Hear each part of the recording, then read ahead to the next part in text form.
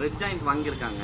Red joint வந்து இந்த title எப்படி இது பண்ணாங்க? ஏன்னா டைட்டில் வந்து இங்கிலீஷ்ல இருக்கு. அந்த மாதிரிலாம் ரூல்ஸ் எதுவுமே இல்ல சார். இங்கிலீஷ் ரூல்ஸ் வந்து இல்ல சார். இங்கிலீஷ் ரூல்ஸ் எல்லாம் ஒன்னும் கிடையாது சார். இருக்கிற ரூல்ஸ் பத்தி பேசுவோம். இப்போ யூடியூபர்ஸ் போய் பேசக்கூடாதுன்னு அவங்க ரூல் போடுறாங்கல்ல, அந்த மாதிரி எந்த டைட்டில் வேணா வச்சுக்கலாம். இதான் டைட்டில். அவங்க ரொம்ப நல்லா இருக்கு டைட்டில் அப்படின்னு சொன்னாங்க. ஏன்னா ரெட் ஜாயிண்ட் ஒரு மிகப்பெரிய டிஸ்ட்ரிபியூட்டர்ஸ் இந்தியால. அவங்க ஒரு படத்தை பார்த்து வாங்குறப்போ அந்த படத்துல இருக்கிற பாசிட்டிவ்ஸ் அவங்க சொல்லுவாங்க.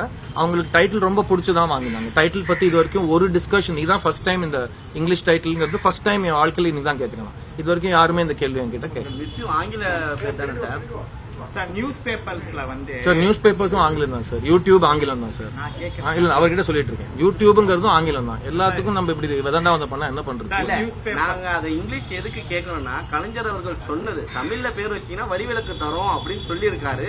அதை அவங்க ஃபாலோ பண்ணாங்களா, இல்ல ஒருவேளை பரவாயில்லப்பா இப்ப இருக்க காலகட்டத்துக்கு இதெல்லாம் பண்ணலாம் அப்படின்றதுனால இதை வாங்கியிருக்காங்களான்னு தான் கேட்கறோம் நாங்க.